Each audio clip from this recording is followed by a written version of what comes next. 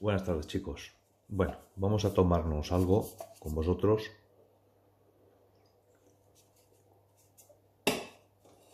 Y hoy quiero hacer vamos a decirlo, una masterclass, vamos a decirlo así.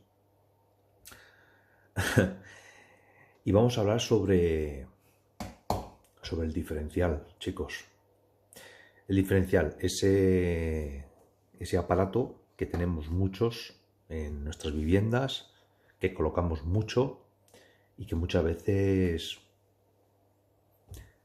no tenemos mucha información de cómo actúa, qué es lo que hace, cómo se coloca, por qué funciona, por qué salta, en fin, muchas de las cosas. Vamos a intentar con esta clase intentar por lo menos que os vayáis con más información de la que teníais al empezar este vídeo. Ese es mi objetivo de hoy, ¿de acuerdo? Y vamos a tomárnoslo con mucha tranquilidad. O sea, lo voy a tomar con muchísima tranquilidad y vamos a ir paso a paso y voy a intentar explicar todo lo que sé sobre el diferencial. ¿De acuerdo, chicos? Venga, vamos adelante. Diferenciales. En un principio, diferenciales podemos encontrar de dos polos, ¿de acuerdo? Fase y neutro, y podemos encontrar de cuatro polos para un sistema trifásico, ¿de acuerdo? Esto sería un poco así básico para la manera de empezar, ¿de acuerdo? Bien. En el diferencial nos encontramos una serie de siglas y una serie de botones, ¿de acuerdo? Y una serie de conexiones. Bien. Una de las cosas que voy a decir ahora mismo, que es importante, son su intensidad nominal de funcionamiento, su intensidad de disparo nominal y su tensión nominal de funcionamiento, ¿de acuerdo? Este, como veréis, es un diferencial antiguo y su tensión nominal es de 380 voltios. Los nuevos ya vienen preparados en 400 voltios, ¿de acuerdo? Intensidad nominal de funcionamiento, chicos. Voy a empezar por el principio del principio del principio.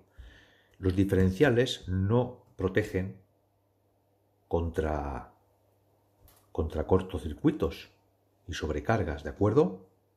El diferencial hay que protegerlo y por lo tanto el diferencial tiene que ir detrás siempre de una protección magnetotérmica, ¿de acuerdo? La protección magnetotérmica siempre tiene que ser inferior, igual o inferior a la protección del diferencial, ¿de acuerdo, chicos? O sea, si nosotros tenemos un diferencial de 40 amperios, lo lógico es que tengamos una protección en la entrada de 40 amperios o de 25, ¿de acuerdo? Pero siempre el diferencial que sea igual o superior. Lo que no puede ser el diferencial es inferior a la protección general que tengamos. Y tampoco me vale que tengamos un diferencial en cabecera y tengamos un montón de magnetotérmicos y lo coloquemos en cabecera. Y que la suma de todas esas intensidades, de todas esas protecciones, sobrepase la intensidad nominal de funcionamiento del diferencial. ¿De acuerdo? Bien.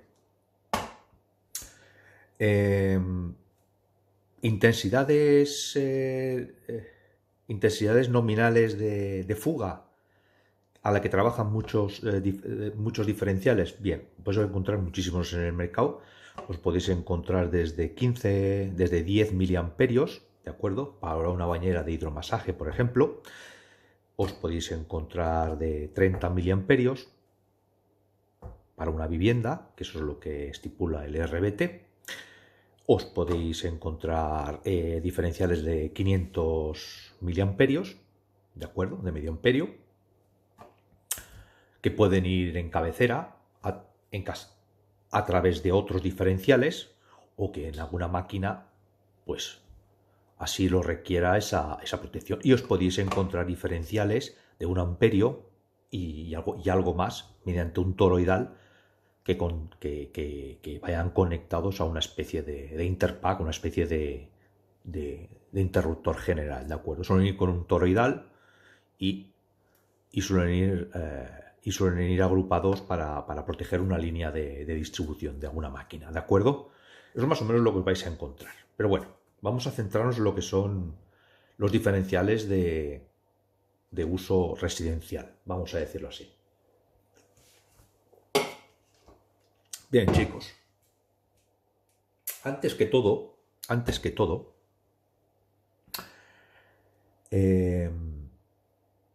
quise hacer un pequeño preámbulo, ¿de acuerdo? Y un saludo a todos los profesores de FP, a los alumnos de FP que me puedan estar viendo y a los compañeros instaladores que también me puedan estar viendo. Pero también está el usuario medio, que para mí también es muy importante, ¿de acuerdo? Porque ese usuario medio, mi canal también va destinado a él y va a intentar hacerle ver, comprender muchas de las cosas, cómo funciona parte de nuestro oficio, de nuestro trabajo, ¿de acuerdo? Y hay muchas personas que están interesadas y quieren saber.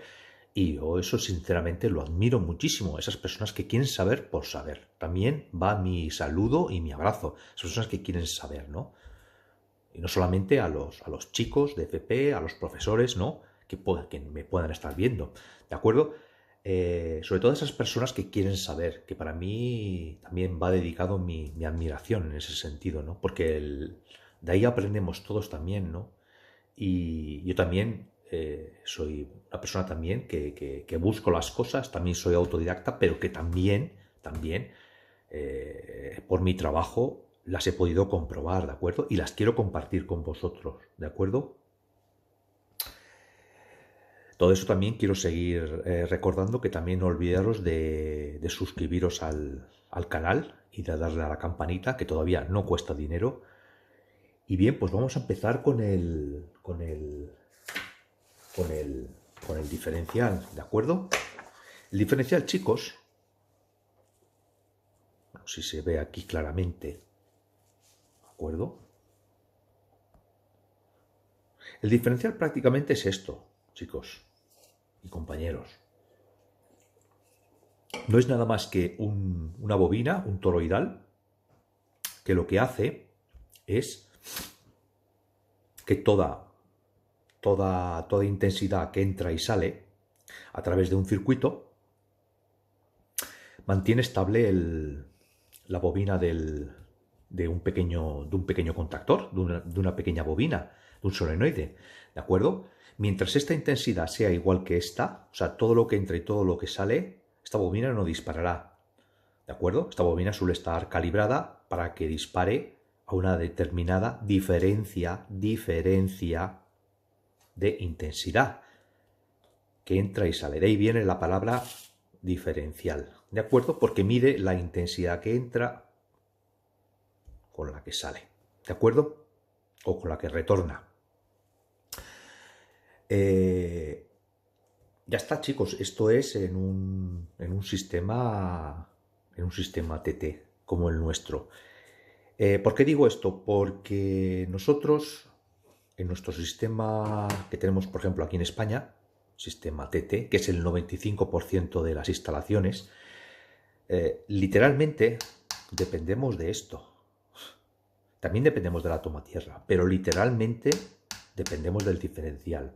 Y quiero hacer mucho hincapié en el tema porque realmente muchas veces he visto por ahí vídeos y visto cosas, pero realmente nunca se llega al fondo de la cuestión y la información muchas veces es muy pobre. Se pasa por encima, da a alguien una pincelada de algo, pero realmente os puedo decir que hay para rato sobre el tema, para hablar del diferencial, sobre todo teniendo en cuenta que es un aparato que dependemos de él literalmente, ¿de acuerdo? Dependemos de él. y dependemos de su correcto funcionamiento. Y aquí os vamos a explicar cómo funciona, por qué salta y cómo se le hacen las pruebas reglamentarias para que ese diferencial podamos comprobar de que funcione correctamente. ¿De acuerdo? Es muy importante porque he visto muchas cosas, pero prácticamente entre algunos y otros se dispersan y no van al meollo de la cuestión. ¿De acuerdo? Aquí vamos a intentar aglutinar y agrupar todo lo que se pueda sobre el diferencial. Bien, pasemos con la segunda lámina. ¿Por qué el diferencial? Nuestro sistema de suministro, ¿de acuerdo?, establece que siempre se basa normalmente en el reglamento, nuestra protección siempre se basa en lo que son las tensiones de contacto, que ahora lo explicaré más adelante. Entonces esas tensiones de contacto están relacionadas con la intensidad máxima admisible en una posible fuga, ¿de acuerdo? Y con esa intensidad máxima establecemos las tensiones de contacto, ¿de acuerdo? Para que nosotros recibamos una tensión de contacto inferior a un voltaje, ¿de acuerdo? Esta tensión de contacto, nuestro reglamento establece que es de 24 voltios. 24 voltios, tensión de contacto, chicos. 24 voltios en una zona húmeda y 48 voltios en una zona seca, ¿de acuerdo? Establece que sea ese voltaje, porque ese voltaje establece el reglamento que con esa intensidad y ese voltaje nosotros pues estamos más o menos a salvo en caso de una descarga, en caso de un contacto indirecto, ¿de acuerdo? En un chasis. Y entonces, pues parte de esa intensidad se irá por el conductor de protección. Por eso es muy importante que exista toma tierra y que exista un conductor de protección. Es importantísimo porque si no, se nos queda aquí, chicos, se nos queda aquí la tensión de contacto. ¿De acuerdo? No fluye. Y al no fluir esta tensión de derivación, el diferencial no se entera. Se queda aquí hasta que nosotros lleguemos y cerremos el contacto. Es importante que exista una toma tierra mínima, establece el RBT que sean de 800 ohmios, ¿de acuerdo?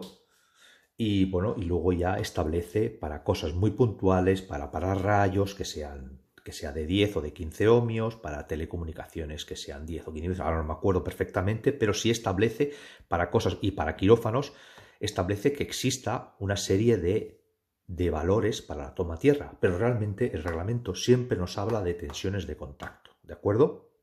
Nosotros vamos a intentar que ese valor a tierra sea lo más bajo posible. No nos dan un valor, pero realmente yo como profesional pues recomendaría que fuese de alrededor de 30, 25, 30 ohmios. Ya demostré en el antiguo vídeo que se pueden conseguir 50 ohmios con una simple pica tierra. O sea, no es nada complicado conseguir un valor de tierra decente. Y estamos cubiertos perfectamente con las tensiones de contacto, ¿de acuerdo? No hace falta ni llegar ni a los 24 voltios ni a los 48. Podemos tener con una resistencia a tierra de 22 o de 25 ohmios, podemos tener una tensión de contacto de 2 voltios. No hace falta llegar a más. Pero bueno, este sería el esquema normal, ¿de acuerdo? Y de ahí viene la tensión de contacto, que luego la veremos en el aparato, lo que es la tensión de contacto, ¿de acuerdo? Y veremos como siempre, normalmente con el diferencial, siempre nos va a salvar por la tensión de contacto, ¿de acuerdo? Aunque la resistencia a tierra sea alta, cosa que yo no recomiendo. O sea, recomiendo siempre la buena práctica de conseguir una resistencia a tierra lo más baja posible. Ya os he dicho que no es nada complicado conseguirla, ¿de acuerdo? Bien, chicos, vamos a pasar a la siguiente lámina.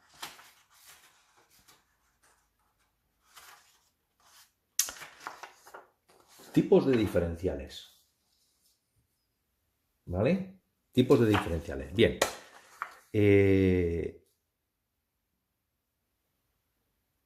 Para hacer una clasificación real de tipos de diferenciales, he de decir que existen también los diferenciales rearmables o autorrearmables, ¿de acuerdo?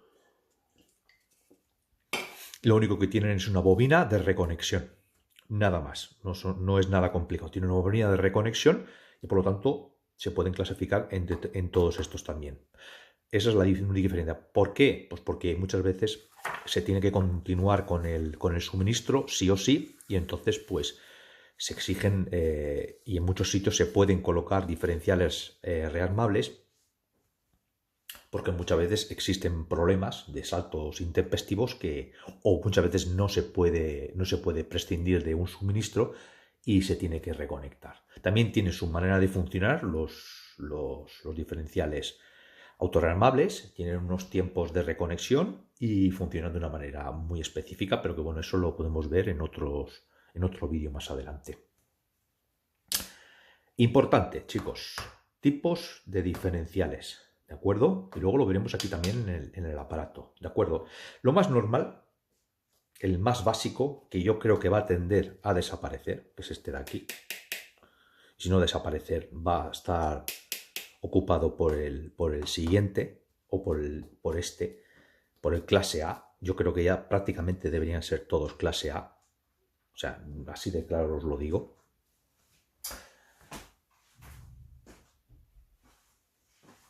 Tenemos el diferencial de corriente sinusoidal pura, ¿de acuerdo? Un tipo AC. Este es un diferencial tipo AC, ¿de acuerdo? ¿Veis? Aquí la señal. AC. Este es el diferencial más común, ¿de acuerdo? Y el que más o menos se coloca. Existe luego también el diferencial tipo clase A, ¿de acuerdo? Que tiene la peculiaridad de ser corriente sinusoidal, pero también admite las corrientes pulsantes, ¿de acuerdo? Luego tenemos el diferencial clase F. Clase F hay muy pocos diferenciales, porque normalmente suelen saltar a la clase B. Suele haber clase A y suele haber clase B. En este caso, Schneider y alguna marca más, alguno si queréis me podéis apuntar. La que conozco yo es Schneider, que es el de la clase F, que admite también lo mismo que el clase A, pero además tiene un filtro de hasta 1 kHz y admite corrientes pulsantes. Este es muy bueno para cuando hay saltos intempestivos. ¿Por qué? Porque luego os explicaré el por qué.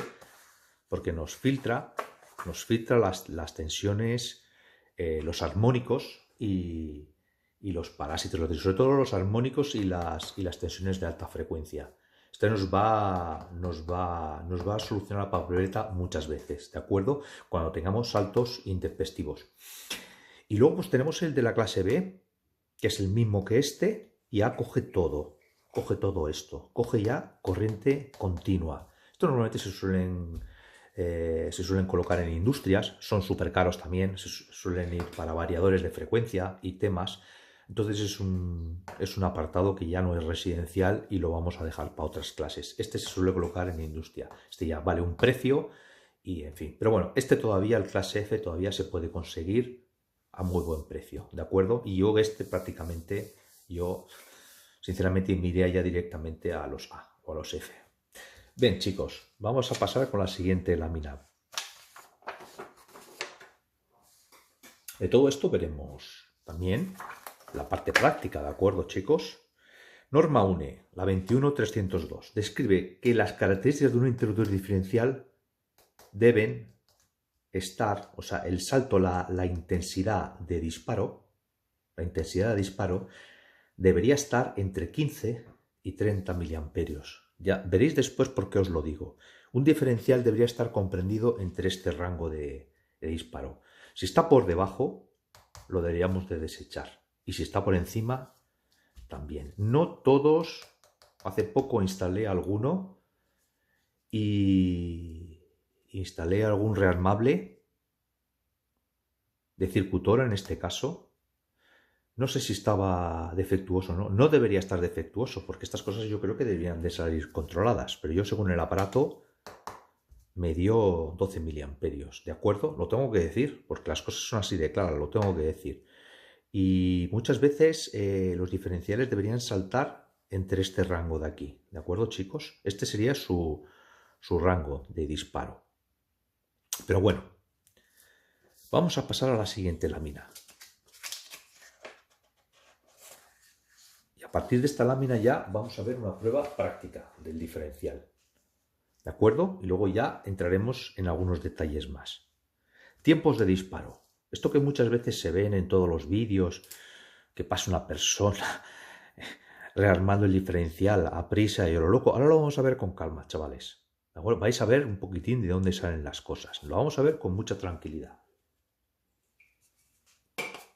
Aquí tenemos las pruebas que normalmente se le suelen hacer a un diferencial. En algunos países suelen ser algo más extensas y en otros son menos extensas. Pero bueno, para el tema es lo mismo. En algunos aparatos llegan a medir el doble de la intensidad nominal, tanto en positivo como en negativo. Esa es la única diferencia, es el doble, pero todo lo demás es lo mismo, ¿de acuerdo? Y la norma UNE se basa en esto que os estoy marcando yo aquí, ¿de acuerdo? Algunos países, ya digo, por su normativa exigen todas estas pruebas. Pero normalmente lo importante son estos 6 pasos, ¿de acuerdo? Y ahora lo vamos a ver. Y vamos a encender el aparato. ¿De acuerdo?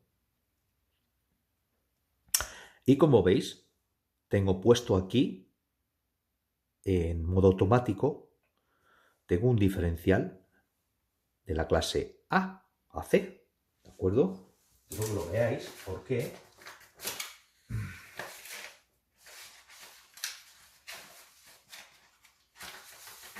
quiero que veáis de dónde salen las cosas. ¿Veis? Clase AC. ¿Ves? La onda y aquí tenemos para cambiar a tipo de corriente pulsante. ¿De acuerdo? ¿De acuerdo? Aquí ya tendríamos diferenciales selectivos. Luego os explicaremos también con calma qué es un diferencial selectivo. ¿Vale? Pulsante selectivo. Y luego ya aquí nos pasaremos al de la clase B. ¿Veis aquí el F nos sale? Nos pasamos directamente al B. O sea, directamente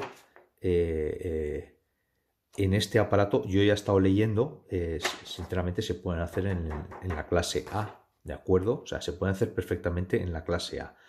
Y aquí, si continuamos, tendríamos el de la clase B selectivo. ¿De acuerdo? Luego veremos lo que es la selectividad. Bien. Y aquí podemos ver su intensidad de trabajo, lo que os había dicho, chicos, ¿vale? 100, 300 miliamperios, 500, 1 amperio. Luego puedes configurarlo. ¿De acuerdo? 10 miliamperios, lo que os he dicho, para una bañera de hidromasaje, por ejemplo. Bien, lo vamos a dejar en 30 miliamperios, ¿de acuerdo? Venga, vamos a hacerles la primera prueba al diferencial, que eso es lo que nos pertoca. Tiempos de disparo. Y eso es lo que tenemos que mirar. Para eso, rearmamos nuestro diferencial, ¿de acuerdo? Y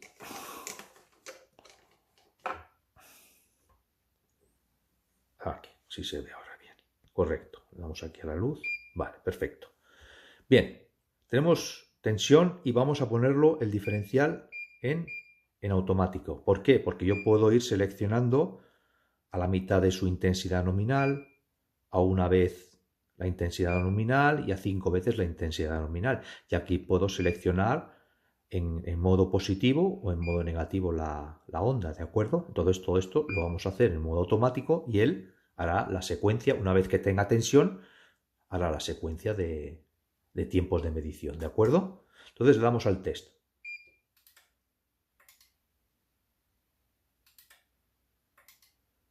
¿Veis?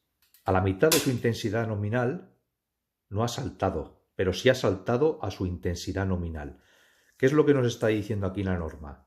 Que a mitad de su intensidad nominal no dispara, chicos, ¿de acuerdo? O sea, en un principio vamos bien por el diferencial. De momento estamos teniendo una tensión de contacto de 2 voltios. Perfecto, Estamos por debajo de los 50 voltios o de los 48 y de los 24. O sea, estamos cubiertos. Le damos tensión. Él continúa a su intensidad nominal. 25,8 milisegundos. ¿Ha saltado? Sí. ¿Estamos por debajo de los 200 milisegundos? Estamos viendo que sí. 25 milisegundos, 8, ¿de acuerdo? Le seguimos dando. Luego veremos todos los datos. A 5 veces su intensidad nominal en positivo. 12 milisegundos. ¿Estamos por debajo de los 40 milisegundos? ¿Qué dice la norma? Sí, 12 milisegundos. Por lo tanto, el diferencial nos está diciendo OK. Continuamos y ahora va a hacer la onda negativa y nos da 7,4 milisegundos. ¿De acuerdo? Perfecto. Aquí con el cursor podemos ver todas las intensidades de disparo. ¿Veis? Por ejemplo, a una baseline aquí, a mitad de su intensidad nominal, por encima de los 310 milisegundos. No ha saltado. Perfecto. En negativo, a la mitad de su intensidad nominal. No ha saltado. Perfecto. Continuamos. A su intensidad nominal. Ha saltado a los 34,7 milisegundos. Está por debajo de los 200. Perfecto. A 180 grados, 25,8 milisegundos. Está por debajo de los 200 milisegundos. Está perfecto. 5 veces su intensidad nominal. Ha saltado a 12,1 milisegundos. Está por debajo de los 40 milisegundos. Y en grado negativo, 7,4 milisegundos con una tensión de contacto. Está perfecto. Aquí ya nos está diciendo el diferencial OK. ¿De acuerdo? Le tengo marcado aquí la tensión límite de contacto de 50 voltios de una zona seca. O sea, diferencial en un principio estaría bien. En un principio. Pero, ¿qué es lo que vamos a hacer ahora? Ahora vamos a comprobar su intensidad de disparo. ¿De acuerdo? Y recordaros lo que os dije en un principio, en las primeras láminas. Acordaros de este dato, chicos. Entre 15 y 30 miliamperios. Vamos a comprobar en rampa cuál es. ¿Veis la rampa? ¿Veis aquí el icono de la rampa de un triángulo? Bien, pues ahí veis. Vamos a darle el test. Vamos a darle aquí la tensión. Y vamos a comprobar. Este diferencial está perfecto. ¿Por qué? Porque ha saltado, chicos, a 21 miliamperios. Ha saltado entre 15 y 30 miliamperios. Un buen diferencial, lo digo por experiencia, es el que más o menos se acerca más de la mitad, que se acerca lo máximo a su intensidad de disparo. ¿Por qué? Porque podemos llegar a tener problemas. Un diferencial que salte a 15 miliamperios, a 12 ya estaría por debajo, pero si tiene 15, tenemos muy poco margen de maniobra, ¿de acuerdo? Lo ideal es que el diferencial se mantenga en estos rangos de aquí.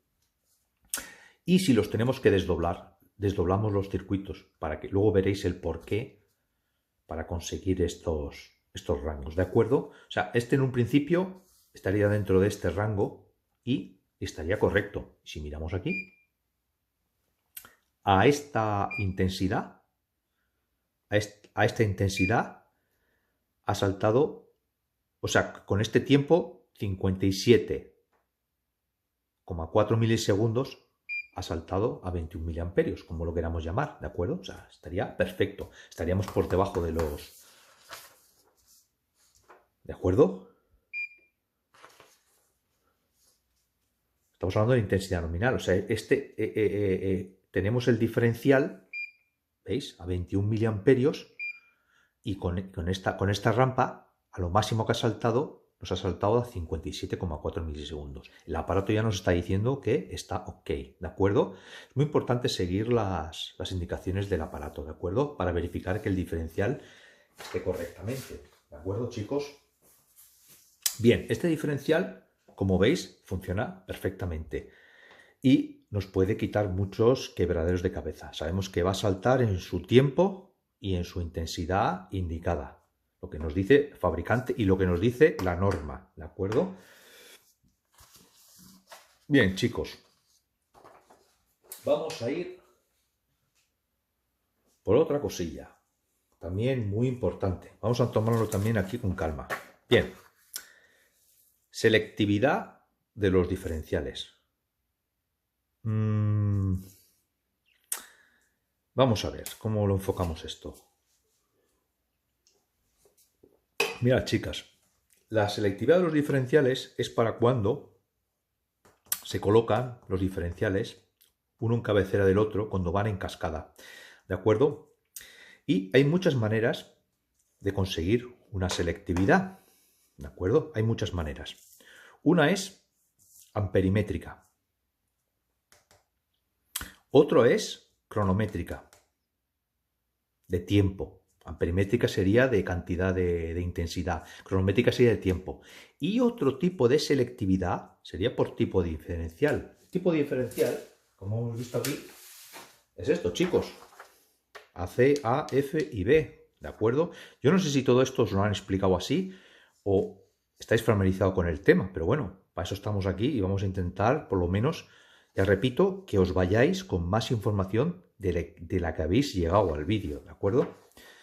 Entonces, con esto podemos conseguir selectividades en los diferenciales de estas tres maneras, ¿de acuerdo?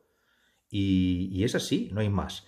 Entonces, cuando tengamos que conseguir selectividad, por ejemplo, cronométrica, de tiempos, ¿de acuerdo? Pues tenemos que ir a este tipo de selectividad, que ya el aparato, si os habéis dado cuenta, yo aquí cuando le doy al diferencial, ¿veis? Si le doy a un diferencial tipo clase A, ¿veis que pone ese selectivo? Bueno, pues ya el aparato ya tiene en cuenta en el tipo AC, el selectivo ya aumenta un poco el tiempo, ¿de acuerdo? O sea, el diferencial selectivo normalmente hace la selectividad mediante el tiempo, ¿de acuerdo?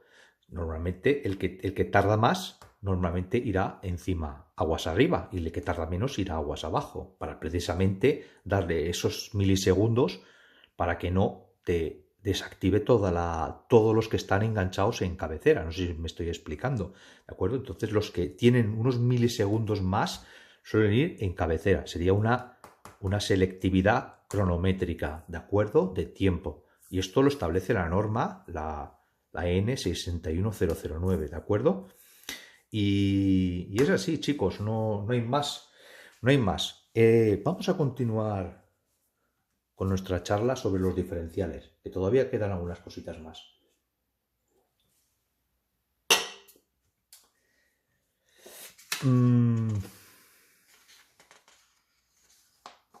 Como veis, el tema da para bastante.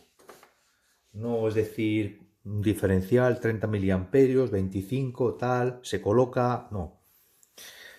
Otra cosa que os quería comentar antes de empezar con esto. Diferenciales, formas de conexión. Si no dice nada el fabricante, si no dice nada, como podéis ver,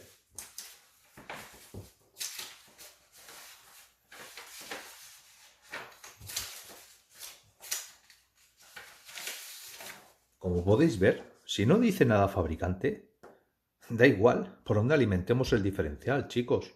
Da exactamente igual. Lo digo alto y claro. A no ser que el fabricante te diga, bueno, tienes que entrar por aquí o tienes que entrar por abajo o por arriba.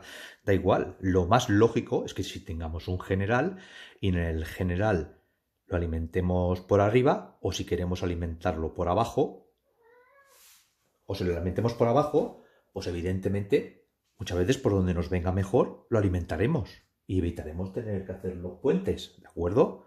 O sea, lo lógico es que en los diferenciales nos evitemos esos puentes enfarragosos y feos que pasan por detrás del carril DIN. Chicos, que eso es una cosa que no lo recomiendo. O sea, si realmente tenemos el diferencial y entramos por arriba en el general, lo lógico es que entremos por abajo. Que no queremos entrar por abajo en el diferencial, pues entramos por abajo en el general y entramos por arriba y salimos por abajo y alimentamos por abajo los pequeños pías, ¿de acuerdo? O sea, es indistinto. Lo que más estético y lo que más seguro quede, ¿de acuerdo? Yo muchas veces en muchos cuadros he visto que pasan los cables por la parte de atrás de los carriles DIN y es peor todavía el remedio que la enfermedad. O sea, si el fabricante no te dice nada, puedes entrar por donde te venga mejor, ¿de acuerdo? Por donde te quede más estético y por donde sea más seguro la instalación del cuadro. Bien, dicho esto,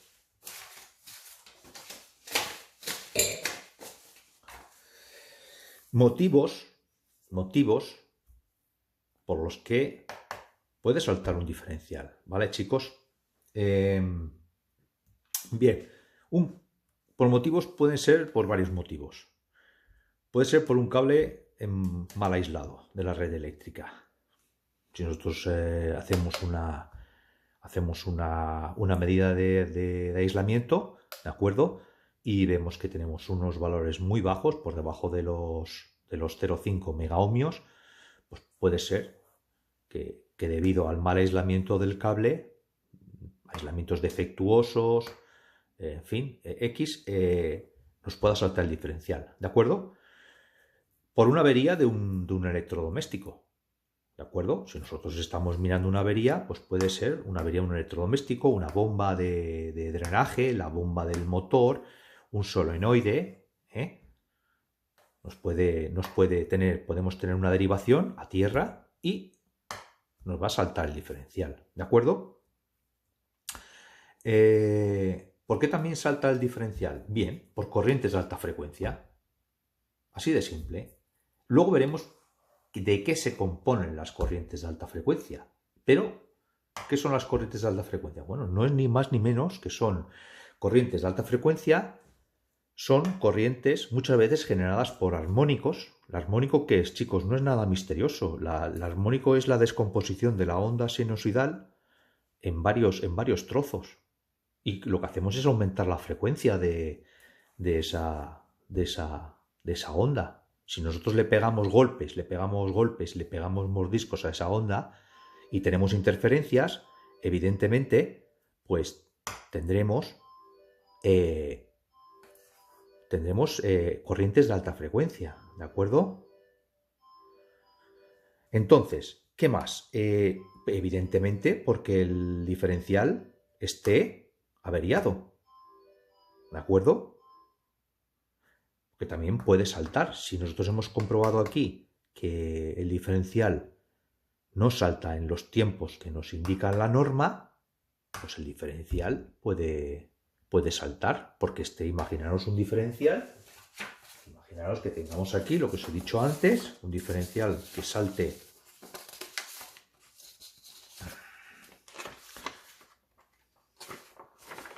a ver si lo tengo aquí, lo he perdido.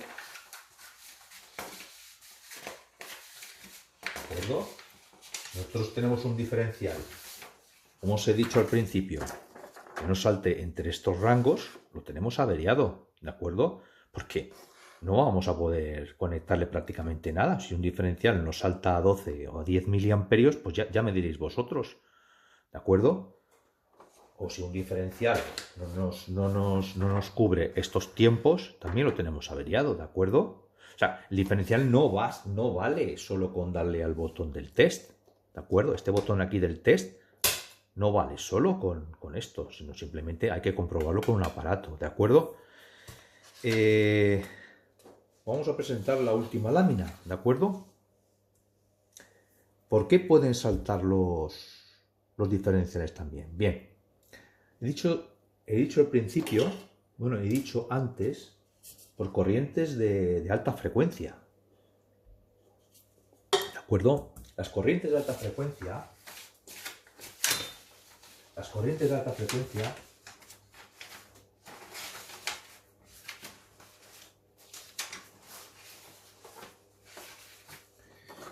como veis, en este tipo de diferencial ya estamos cubiertos, ¿de acuerdo? Porque tenemos corrientes de 1 kHz. Por eso os he dicho que el diferencial tipo Schneider de la clase F, con corrientes de 1 kHz, alta frecuencia, nos puede dar mucho la papeleta, ¿vale? Quiero hacer mención a esto. De ahí vienen las cosas.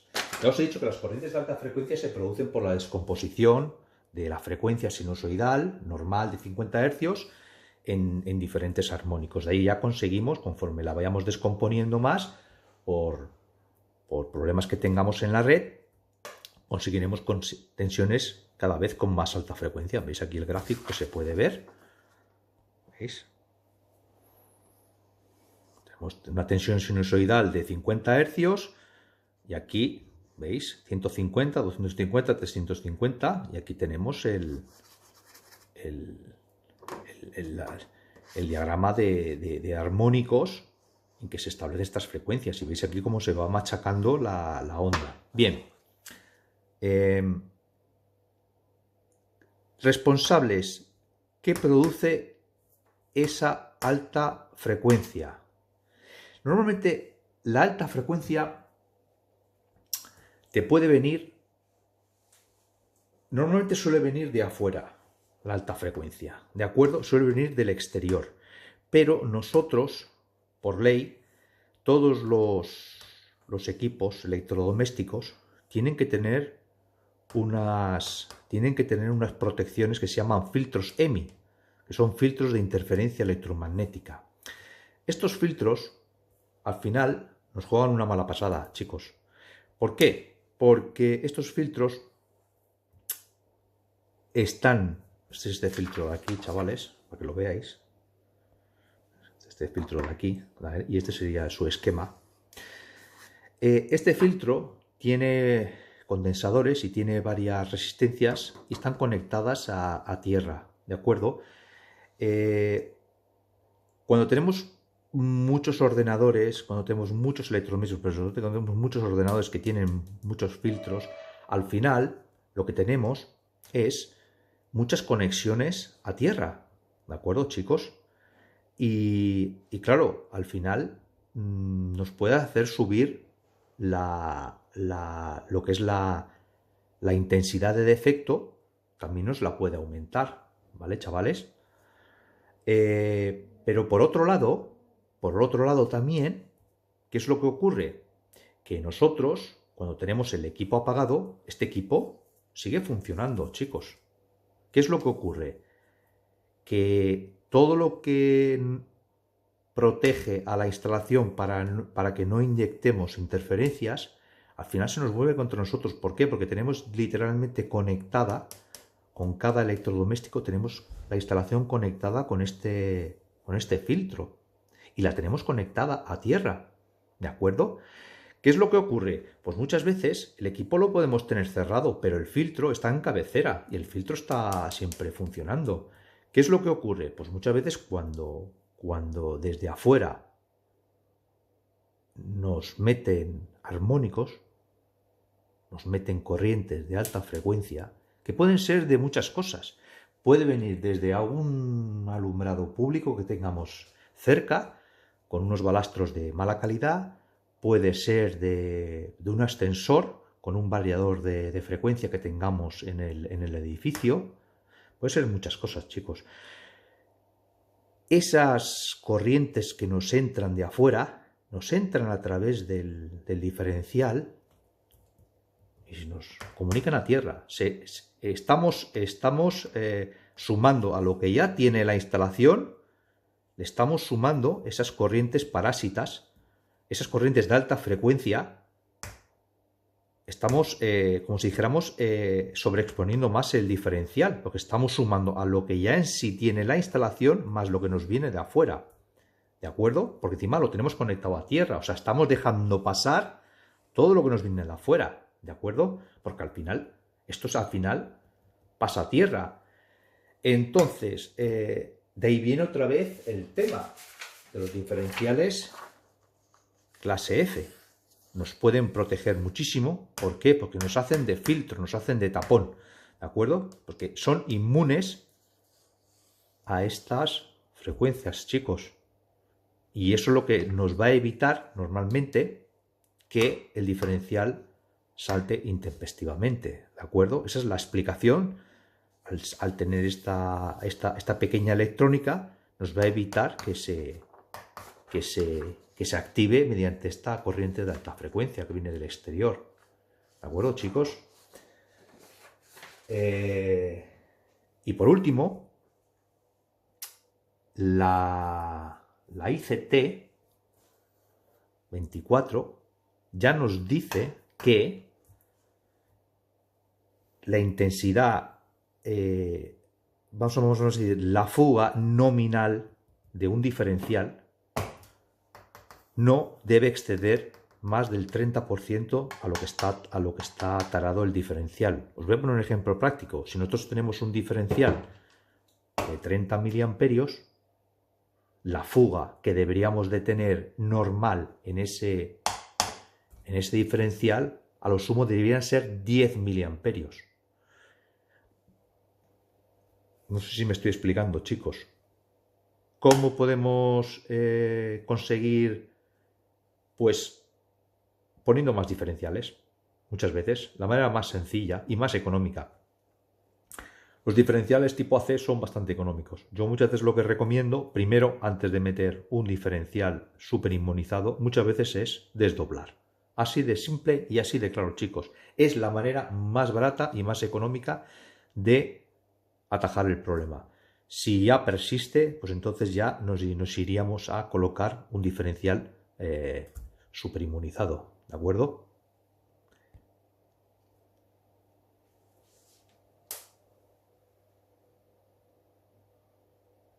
Ahora, que la única manera de conseguirlo es desdoblando los diferenciales.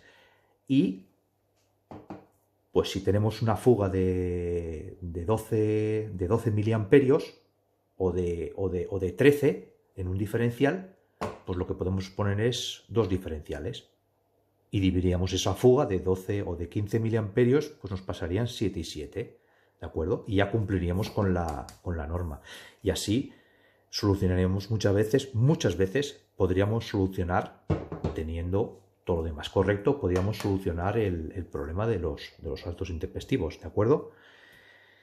Yo creo que con todo lo que os he dicho tenéis bastante información, chicos, ¿de acuerdo? Y ese ha sido mi objetivo de esta tarde, el que os vayáis con más información de la que habíais entrado, ¿de acuerdo? Espero haberlo logrado. Y bueno, en fin, lo mismo de siempre. Un saludo y un abrazo muy fuerte a todos.